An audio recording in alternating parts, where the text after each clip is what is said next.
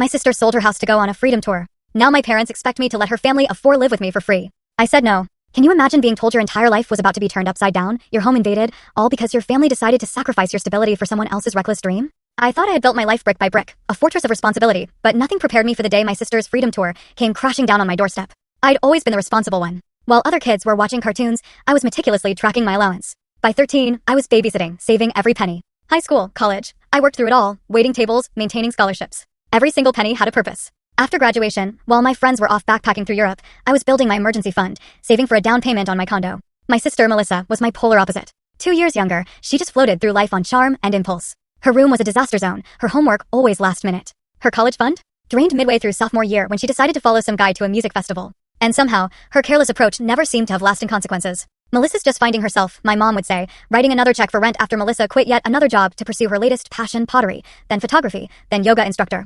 None of them lasted more than a few months. My dad would just shrug. She's got her mother's free spirit, the unspoken implication always hanging in the air. I, Sophia, inherited his practical nature, which somehow made me less vibrant, less interesting. When Melissa met Rick at 25, we all breathed a collective sigh of relief. He seemed grounded, a steady electrician. Their wedding was small, sweet, but of course, I ended up covering half the costs when Melissa's vision exceeded their budget. I told myself it was an investment in her stability. Then came Maya, a year later, and Tyler 2 years after that. My niece and nephew became the absolute bright spots in our family gatherings. Smart, funny kids, thriving despite the chaos that often surrounded Melissa's household. I adored them fiercely, even setting up education funds for both, despite Melissa's eye-rolling about living in the moment. 3 years ago, when Melissa and Rick bought a modest 3-bedroom house in the suburbs, I felt genuine happiness. Maybe, just maybe, motherhood had finally anchored her. It wasn't fancy, but it had a backyard, good schools. For the first time, my sister seemed to embrace responsibility. You should see Maya's room, Soph, she'd called excitedly. We painted it purple, just like she wanted. The pride in her voice made me hopeful. My own life continued its steady path. As a financial advisor, I helped others secure their futures while building my own.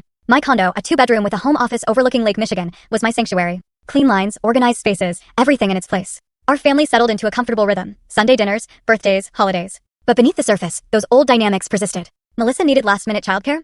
I'd rearrange client meetings. Their fridge died. I loaned them money, knowing I'd never see it again. Rick's truck needed repairs. I'd research mechanics, drive him to the shop. Each time, the same pattern. Melissa makes a poor choice, finds herself in a bind, our parents pressure me to help, and I reluctantly step in to keep the peace. My resentment grew, but I buried it under a lifetime of practiced accommodation. 6 months ago, I finally started therapy. Dr. Winters helped me see my enabling. Full story on the channel. Link below. Click now and watch what happened next.